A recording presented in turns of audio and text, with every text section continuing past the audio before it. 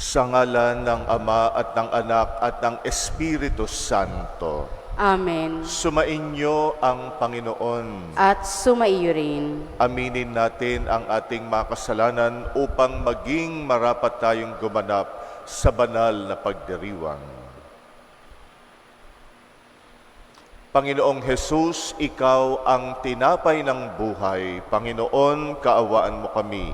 Panginoon, kaawaan mo kami. Panginoong Hesus, Ikaw ang tinapay ng pagpapatawad.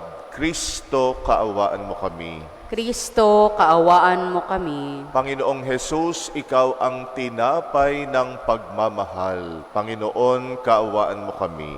Panginoon, kaawaan mo kami. Kaawaan tayo ng makapangyarihang Diyos, patawarin tayo sa ating mga kasalanan at patnubayan tayo sa buhay na walang hanggan.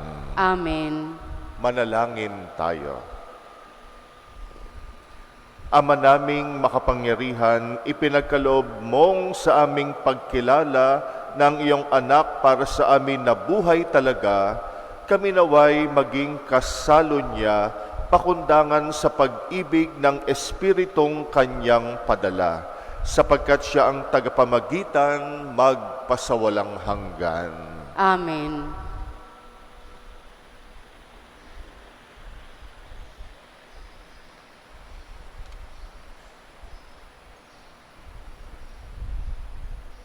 Pagbasa mula sa mga gawa ng mga apostol.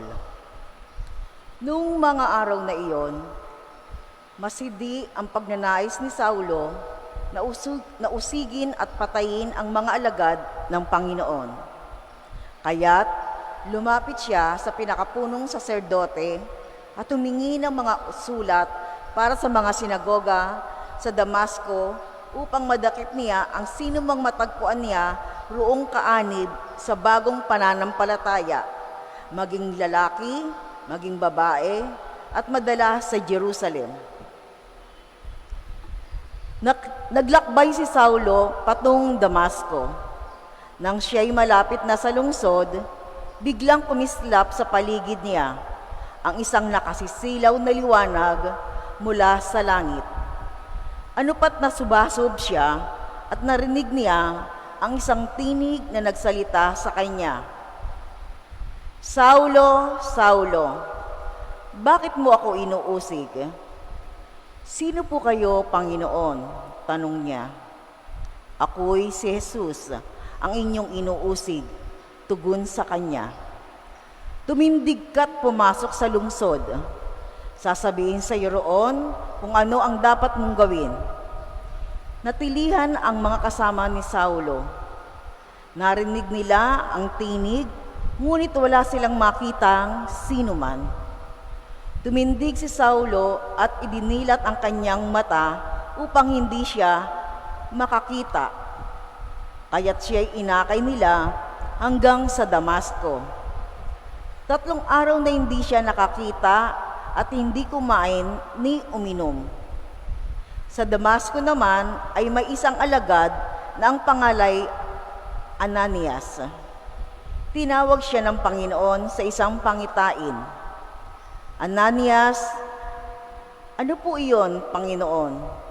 Tugon niya, pumunta ka sa kalyeng matuwid, sa bahay ni Judas, at ipagtanong mo ang isang lalaking taga-Tarso na ang pangalay Saulo. Sabi ng Panginoon, siya'y nanalangin ngayon sa isang pangitain. Nakita kanyang pumasok sa kinaroroonan niya at pinatungan mo siya ng kamay upang makakita.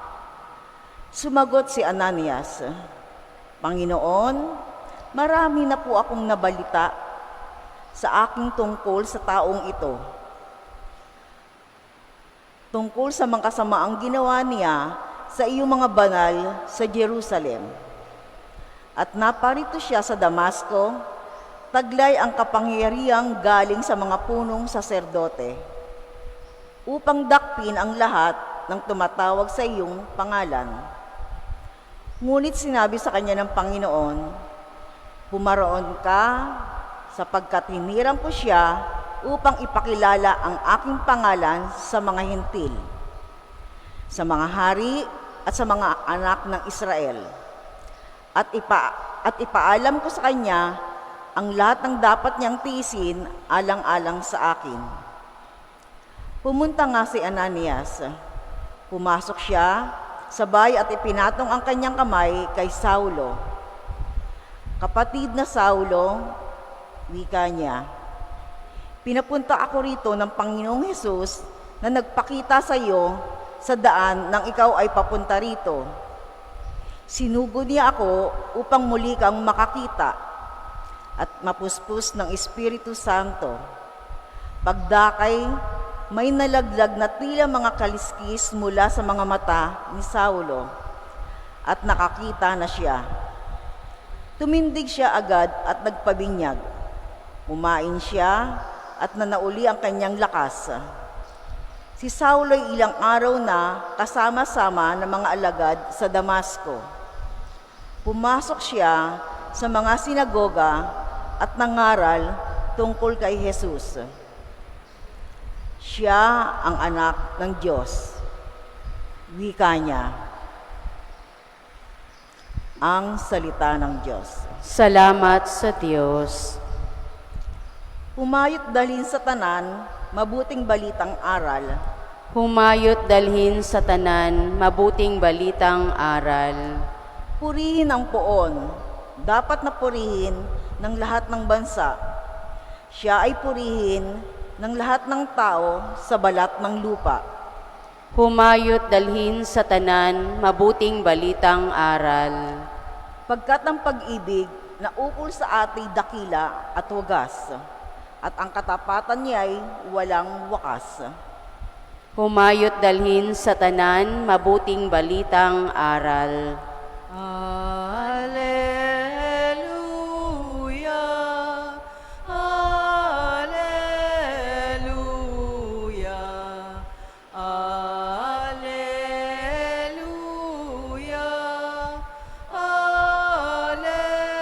alleluia. Ang sinumang kumakain sa katawang aking hain ay nananahan sa akin. Alleluia, alleluia, alleluia,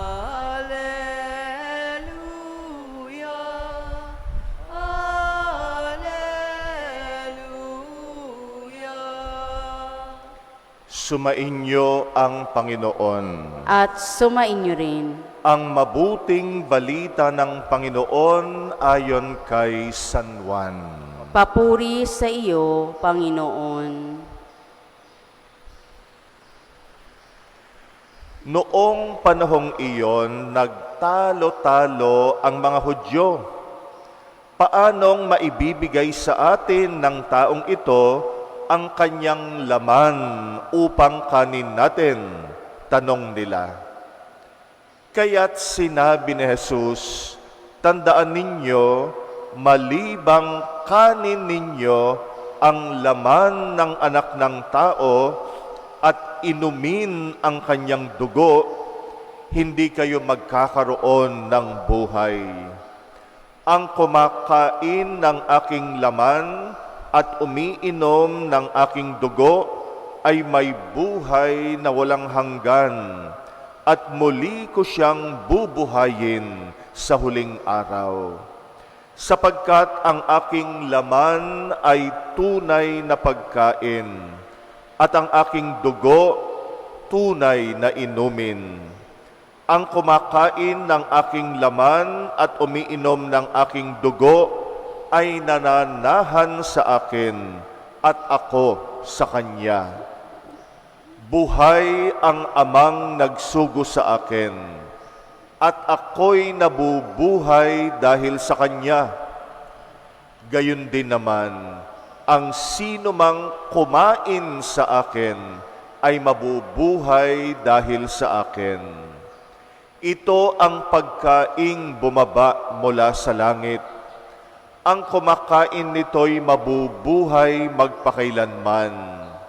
Hindi ito katulad ng kinain ng inyong mga magulang sa ilang. namatay sila bagamat kumain niyon. Sinabi ito ni Jesus nung siya'y nagtuturo sa sinagoga sa Capernaum. Ang mabuting balita ng Panginoon. Pinupuri ka namin, Panginoong Heso Kristo. Patuloy nating pinakikinggan sa Ebanghelyo natin ngayon ang turo ni Jesus tungkol sa tinapay ng buhay na matatagpuan natin sa ika-6 na kabanata ng Ebanghelyo ni San Juan. Nandun na tayo sa bahagi na nagtatalo-talo na ang mga Hudyo. Lalo na nang sabihin ni Jesus na ang ipapakain niya ay ang kanyang laman at ang kanyang ipaiinom ay kanyang dugo. Si Jesus hindi naman siya yung hayop na pwedeng kainin, na pwedeng ibigay yung laman, katulad ng tupa. Kaya nga nagtatalo-talo sila. Anong ibig sabihin niya na ipapakain niya yung kanyang laman? Lalo na ipaiinom yung dugo. Yung dugo hindi rin nila kinakain ng mga Hudyo. Dugo ng anumang hayop. Dahil naniniwala sila na ang buhay ng isang hayop at ng isang nilalang katulad natin nasa dugo. Kaya nga yung dugo ay inihahandog sa Diyos. Hindi ito kinakain dahil katumbas ito ng buhay para sa mga Hudyo. Yung dugo iwiniwisik lang sa altar bilang handog sa Diyos. At yung laman na tinutukoy ni Jesus, patungkol din ito sa taba ng hayop. Ito rin hindi kinakain ng mga Hudyo. Yung taba ng isang hayop o laman na merong taba. Sapagkat naniniwala din sila, katulad sa dugo, na yung taba, yon ang nagtataglay ng buhay para sa isang nilalang, katulad ng isang hayop. Kaya pag kumakatay sila ng isang tupa o anumang hayop, tinatanggal din nila yung taba. At ito'y sinusunog nila bilang handog sa Diyos. Dahil naniniwala sila na ang buhay ay sa Diyos. Kaya yung taba at dugo, hindi nila kinakain yon. Inihahandog sa Diyos. Kaya naman, nung sabihin ni Jesus, ang ipapakain ko sa inyo, aking laman. Yung expression na laman ay patungkol yan sa taba. At ang ipaiinom ko, aking dugo, kaya nagulantang yung mga Hudyo. Una, paano ipapakain ni Jesus yung sarili niya? Hindi naman sila mga cannibals na kumakain ng tao. Pangalawa, ang mga bahagi na tinutukoy ni Jesus, laman at dugo, taba at dugo, ipinagbabawal kainin yon para sa mga Hudyo. Dahil ito nga ang prinsipyo ng buhay ng isang hayop. Kaya nagtatalo-talo sila. Pero si Jesus, lalo pa niyang sinabi, ang hindi kumain ng aking laman ay hindi mabubuhay. Ang hindi uminom ng aking dugo, hindi magkakaroon ng buhay. Pero siyempre, tayong mga Kristiyano, alam na natin ang kahulugan ni Jesus nang sabihin niyang katawan at dugo. Ito'y patungkol sa itatatag niyang banal na Eucharistia sa misa.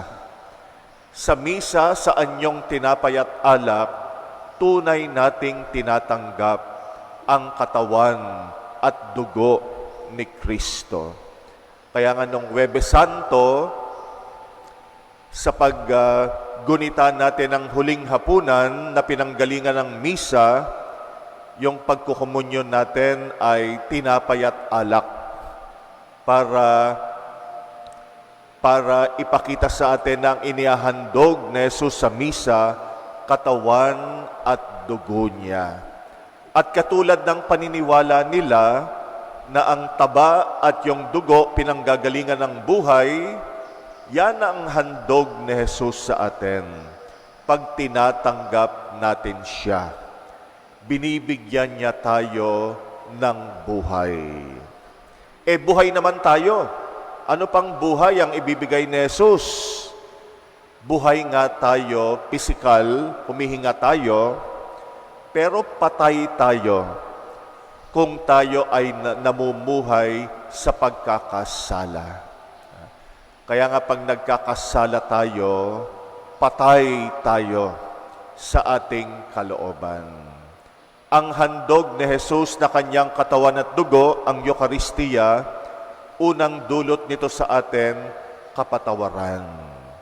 Nung sinabi ni Jesus na ibibigay niya ang kanyang katawan at dugo bilang pagkain at inumin, kapatawaran ang pinapahiwatig ni Jesus. Una nating tatanggapin ang kanyang patawad. Pag tinanggap natin si Jesus sa puso natin, kapatawaran ang natatanggap natin. Pag tayo'y napatawad, nabubuhay tayo. Ikalawang inihahandog ni Jesus, yung pagmamahal. Pag hindi tayo nakakaranas na may nagmamahal sa atin, ay mistulang patay tayo. Pag pakiramdam natin walang nagmamahal sa atin, ano pa ang silbi ng mabuhay? Yung pagmamahal ang nagbibigay sa atin ng buhay. Kaya ito rin ang handog ni Jesus nang sabihin niyang ang kanyang laman at dugo ay pagkain at inumin. Ibig sabihin, pag tinanggap natin siya bilang pagkain ng ating kaluluwa, inihahandog niya yung pagmamahal. Dadanasin natin yung may nagmamahal sa atin. Kahit siguro tinalikuran na tayo ng mga mahal natin sa buhay, pero meron pang isang natitira na nagmamahal sa atin, ang Panginoon. At yun ang bumubuhay sa atin. Yung katotohanang may nagmamahal sa atin sa kabila ng marami nating mga ginawa na dahilan para hindi tayo mahalin. Marami tayong kapalpakan sa buhay. Marami tayong mga maling desisyon. Meron tayong mga pangit na pag-uugali, dahilan para hindi tayo mahalin. Pero ang Panginoon, kahit ganito tayo, minamahal niya tayo. At yung pagmamahal niya ang magbabalik sa atin ng lahat ng dahilan para tayo ay mahalin. Binabago tayo ng pagmamahal ng Diyos, ng pagmamahal ng Panginoon. Kaya nang inihahandog niya, nang sabihin niyang siya ay pagkain at inumin, binibigyan niya tayo ng pagmamahal na siyang bubuhay sa atin.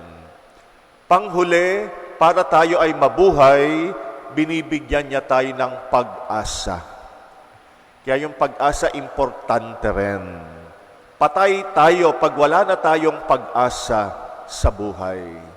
Kaya madalas nating sabihin, habang nabubuhay, may pag-asa. Dahil pag namatay na ang pag-asa sa puso natin, patay na rin ang puso natin. Ito rin ang handog ni Jesus sa atin, pag-asa. Laging may naghihintay na maliwanag na kinabukasan kapag tayo ay nasa Panginoon. Kaya ito ang ibig sabihin ni Jesus, na ipapakain niya kanyang laman at dugo, kanyang taba at dugo, mga pinanggagalingan ng buhay. Buhay niya ang handog sa atin. Kay Jesus lamang tayo mabubuhay. Pag tinanggap natin ang patawad niya, pag tinanggap natin ang pagmamahal niya, at pag tinanggap natin ang pag-asa na galing kay Jesus.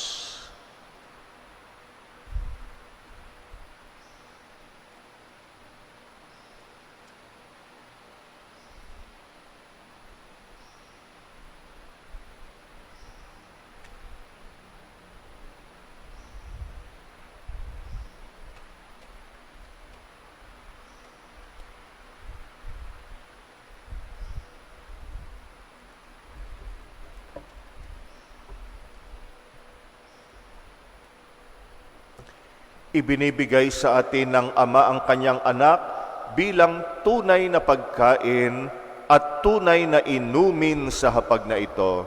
Hilingin natin sa Kanya ang lahat ng ating kailangan sa pamagitan ni Kristo, ang pinagmumulan ng bagong buhay. Ating itutugon, Ama, panatilihin mo ang aming buhay sa pamagitan ng Eucharistia. Ama, panatilihin mo ang aming buhay sa pamamagitan ng Eucharistia. Ang simbahan naway lumago sa pagpapahalaga sa Eucharistia bilang tinapay ng buhay sa pamamagitan ng mas mataimtim na pagdiriwang ng banal na misa. Manalangin tayo sa Panginoon. Ama, panatilihin mo ang aming buhay sa pamamagitan ng Eucharistia.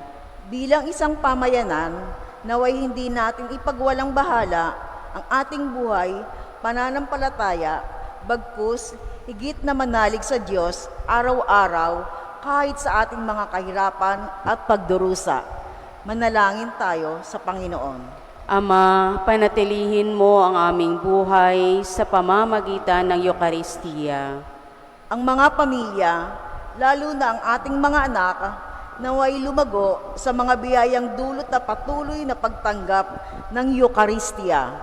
Manalangin tayo sa Panginoon. Ama, panatilihin mo ang aming buhay sa pamamagitan ng Eucharistia. Ang mga may sakit, naway palakasin ng kanilang pananampalataya sa pamamagitan ng pakikipag-isa ng kanilang mga paghihirap sa pagpapakasakit ni Kristo. Manalangin tayo sa Panginoon. Ama, panatilihin mo ang aming buhay sa pamamagitan ng Eucharistia. Ang mga mahal natin sa buhay na yumao, naway magkamit ng buhay na walang hanggan na ipinangako ni Kristo. Manalangin tayo sa Panginoon.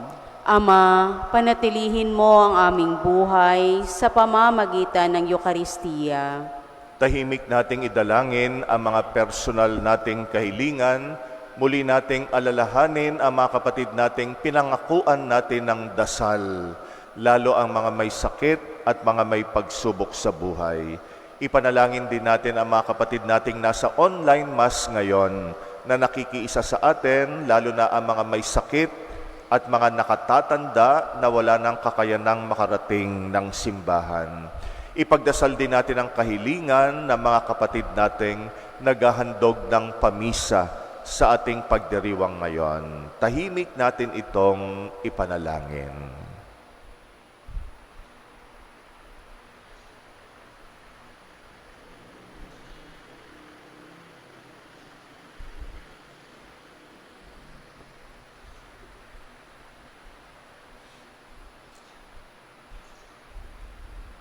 Panginoon, bigyan mo kami ng buhay tuwing tatanggapin ka namin, lalo na sa pamagitan ng banal na komunyon, sa banal na misa. Ipagkaloob mo sa amin ang iyong pagpapatawad, ang iyong pagmamahal, at ang pag-asa na kailangan namin sa buhay. Ikaw na aming Panginoon, magpasawalang hanggan. Amen.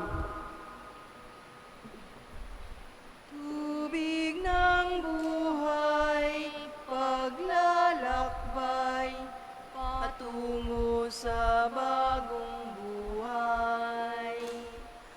O Hesu Kristo, aming gabay, basbasan mo ang aming alay. Bukal ng liwanag, nagbibigay ilaw sa mga bulag. Kami lumalapit sa iyong batis upang makakita.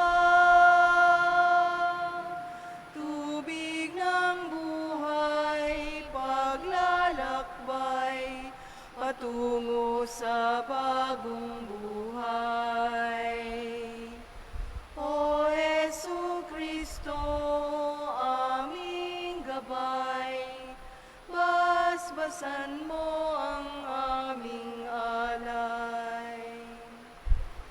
Manalangin kay mga kapatid upang ang paghahain natin kalugdan ng Diyos amang makapangyarihan. Tanggapin nawa ng Panginoon itong paghahain sa iyong mga kamay, sa kapurihan niya at karangalan, sa ating kapakinabangan at sa buong sambayanan niyang banal. Ama naming lumikha, para mo ng awa, gawin mong banal ang mga alay naming iyusan ng kalugdan, at kami gawin mong haing sa iyo'y laging nakalaan, sa pamagitan ng Jesucristo kasama ng Espiritu Santo, magpasawalang hanggan. Amen. Sumainyo ang Panginoon. At sumainyo rin. Itaas sa Diyos ang inyong puso at diwa. Tinaas na namin sa Panginoon. Pasalamatan natin ang Panginoong ating Diyos. Marapat na siya'y pasalamatan. Ama naming makapangyarihan, tunay ngang marapat na ikay aming pasalamatan ngayong pinagdiriwang ang paghahain ng Mesiyas, ang maamong tupa na tumubos sa aming lahat. Naghahaing walang humpay ang anak mong minamahal, upang magkasalo-salo ang tanan sa piging ng iyong buhay. Hindi na mamamatay ang inihain sa krus. Ang sa krus ipinako ay buhay lagi bilang handog.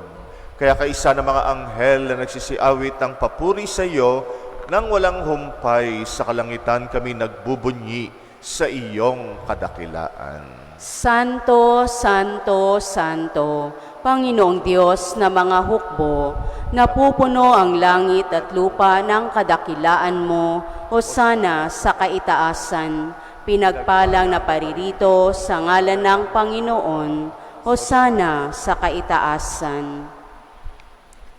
Ama naming banal, ikaw ang bukal ng tanang kabanalan, kaya't sa pamagitan ng iyong Espiritu, gawin mong banal ang mga kaloob na ito upang para sa amin maging katawan at dugo ng aming Panginoong Jesucristo. Bago niya pinagtiis ang kusang loob na maging handog, hinawakan niya ang tinapay, pinasalamatan kanya, pinagati-hati niya yon, iniabot sa kanyang mga alagad at sinabi, tanggapin ninyong lahat ito at kanin, ito ang aking katawan na ihahandog para sa inyo.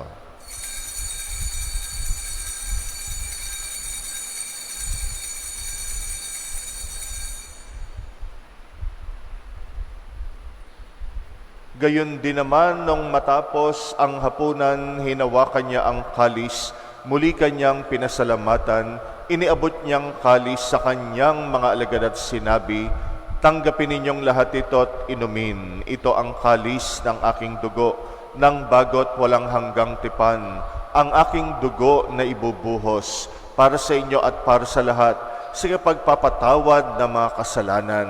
Gawin ninyo ito sa pag-alala sa akin.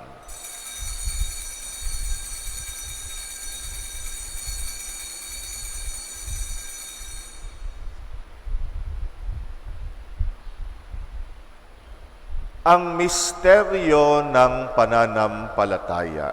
Si Kristo ay gunitain, sarili ay inihain, bilang pagkait inumin, pinagsasaluhan natin, hanggang sa siya'y dumating. Ama, ginagawa namin ngayon ang pag-alala sa pagkamatay at muling pagkabuhay ng iyong anak, at inaalay namin sa iyo ang tinapay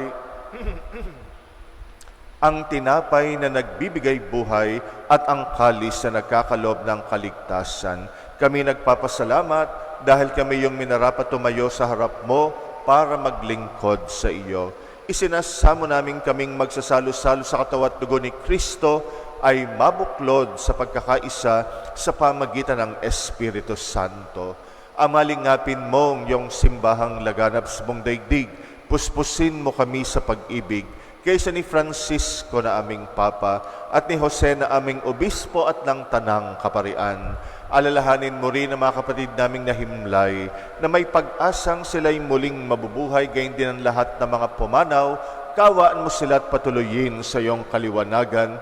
Kaawaan mo at pagindapatin kaming lahat makasalo sa iyong buhay na walang wakas.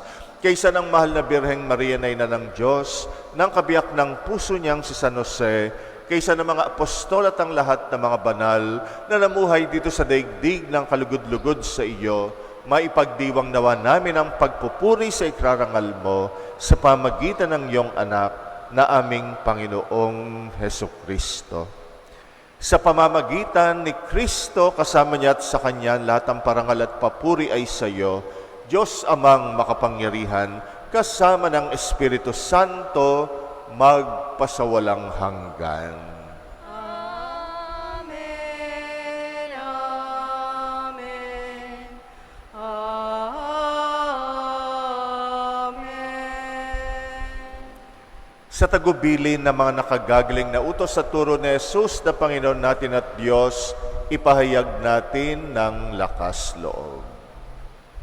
Ama namin, sumasalangit ka, sambahin ang ngalan mo, mapasa amin ang kaharian mo, sundin ang loob mo, dito sa lupa para ng sa langit. Bigyan mo kami ngayon ng aming kakanin sa araw-araw, at patawarin mo kami sa aming mga sala para ng pagpapatawad namin sa nakakasala sa amin, at huwag mo kami ipahintulot sa tukso, at iadya mo kami sa lahat ng masama. Hinihiling namin kami yadya sa lahat ng masama, pagkalooban ng kapayapaan, araw-araw iligtas sa kasalanan, ilayo sa lahat ng kapahamakan, samantalang aming pinananabikan ang dakilang araw ng pagpapahayag ng tagapagligtas naming sa Jesucristo. Sapagkat iyo ang karian at ang kapangyarihan at ang kapurihan magpakailanman. Amen. Panginoong Jesucristo, sinabi mo sa iyong mga apostol, kapayapaan ang iniiwan ko sa inyo, ang aking kapayapaan ang binibigay ko sa inyo. Tunghayan mo ang aming pananampalataya, huwag ang aming pagkakasala. Pagkalooban mo kami ng kapayapaan at pagkakaisa ayon sa iyong kalooban, kasama ng Espiritu Santo, magpasawalang hanggan. Amen. Ang kapayapaan ng Panginoon ay laging sumainyo. At sumairin. Magbigayan kayo ng kapayapaan sa isa't isa. Peace be with you. Kordero ng Diyos na nag-aalis ng mga kasalanan ng sanlibutan, maawa ka sa amin, maawa ka sa amin.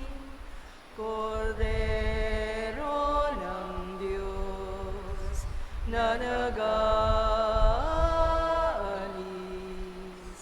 ng mga kasalanan ng sanlibutan,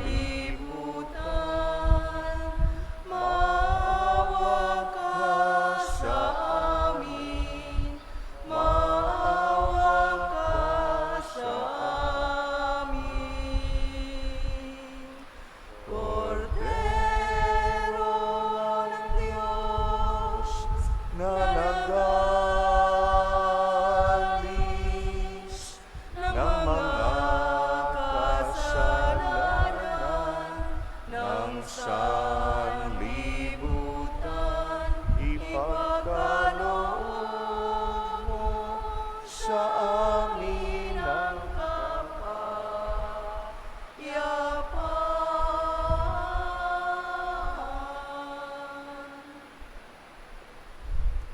Narito ang ating Panginoong Jesucristo, ang pagkain at inuming nagbibigay buhay. Mapalad ang mga inaanyayahan sa kanyang piging. Panginoon, hindi ako karapat-dapat na magpatuloy sa iyo, ngunit sa isang salita mo lamang ay gagaling na ako.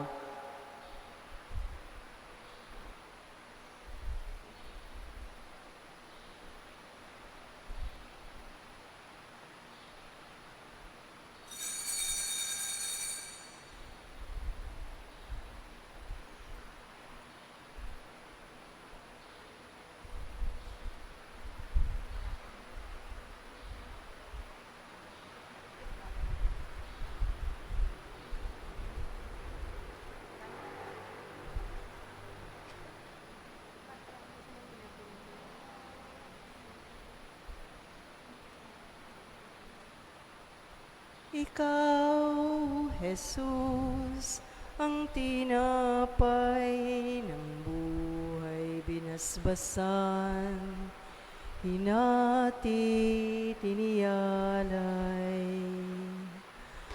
Buhay na ganap ang sa aking kaloob at pagsasalong walang hanggan. Basbasan ang buhay naming handog, naway matulad sa pag-aalay mo. Buhay na lanang lubos sa mundong sa pag-ibig ay kapos. Ikaw, Jesus, ang tinapay ng buhay binasbasan, hinati tiniyalay. Buhay na ganap ang sa aming kaloob at pagsasalong walang hanggan. Marapatin sa kapwa maging tinapay, kagalakan sa nalulumbay, katarungan sa naapi, at kanlungan ng bayan mong sawi. Ikaw, Jesus, ang tinapay ng buhay binasbasan, hinati tiniyalay. Buhay na ganap ang sa aming kaloob at pagsasalong walang hanggan. At pagsasalong walang hanggan.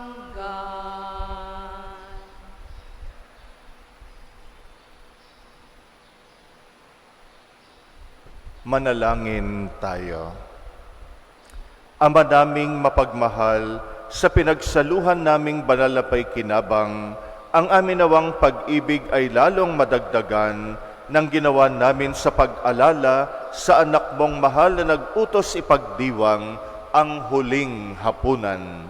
Sa pamagitan niya kasama ng Espiritu Santo, magpasawalang hanggan. Amen. Sumainyo ang Panginoon At sumaiyo rin. at pagpalain kayo ng makapangyarihang Diyos, Ama at Anak at Espiritu Santo. Amen. Tapos na ang ating misa, humayo tayong taglay ang buhay na kaloob ni Kristo.